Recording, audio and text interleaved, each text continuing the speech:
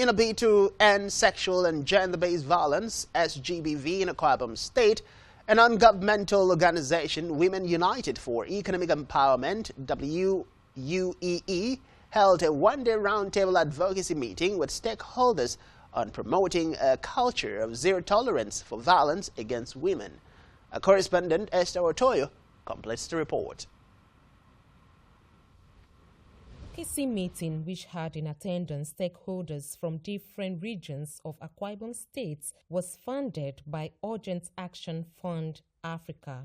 Speaking at the event, which was held in WUEE, the head of Finance and Mobilization, Women United for Economic Empowerment, WUEE, Ememebon, on behalf of the executive manager, said the advocacy funded by Urgent Action Fund Africa, a donor agency in Kenya, is to checkmate all forms of violence against women and girls, specifically wife battering rape in Oron and Ikot-Ekpene regions.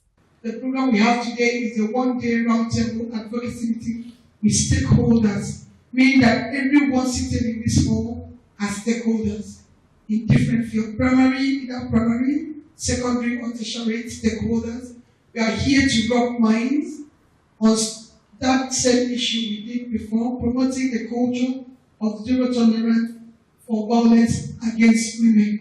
While discussing issues facing the organization, the program officer Joshua Inyang and Chineye Etugudo from the Ministry of Women Affairs and Social Welfare noted that the issues of gender-based violence in Oron and Ikot-Ekpene locality have amplified insecurity in communities around the region. They advocated for creation of sexual assault referral centers and inclusion of sexual and gender-based violence SGBV activities in the state's budget, among others.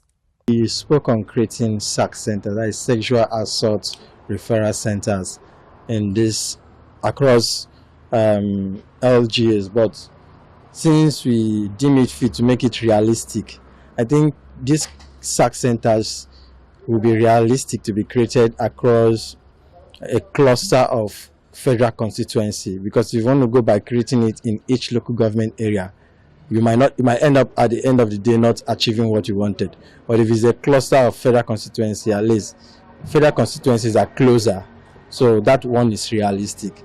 In creating these SAC centers across clusters of federal constituency, survivors of violence will be able to assess service providers. Government can't do it alone.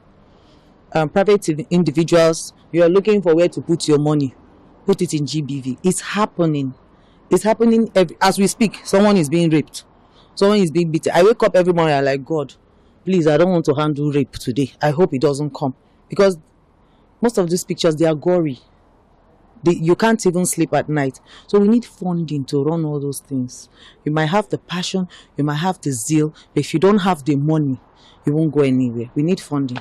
In a communique, other stakeholders advocated for training of judicial, medical, and law enforcement personnel, as well as continuous education on SGBV. They also solicited for the provision of psychosocial support for service providers and financial assistance for law enforcement agencies and civil society organizations handling SGBV cases. Let's do the gap analysis for project. That is the recurrent aspect of it. Whether we have some deficiency in the personnel, the gap analysis can work on that. In the recurrent, you would issue something about you propose for employment in the state. Then the capital, I think we can drive to initial economic development, the champion the visitor goods and the capital goods. For every person in the hotline, as long as we are saving the community people, our community people, we are being tasked to support them in any way we can and follow up and make sure they are okay. Opening up a particular court system that is specifically responding to issues of sexual and gender-based violence. Instead of just singling out groups of people and saying, okay, now this person has been trained for this. Thanks to we have recognized a few police officers here who come for these events every time. So are you saying that if I don't see any of those people, a random police officer will not be able to handle such issues and then handle it in a way that they will not worsen the situation?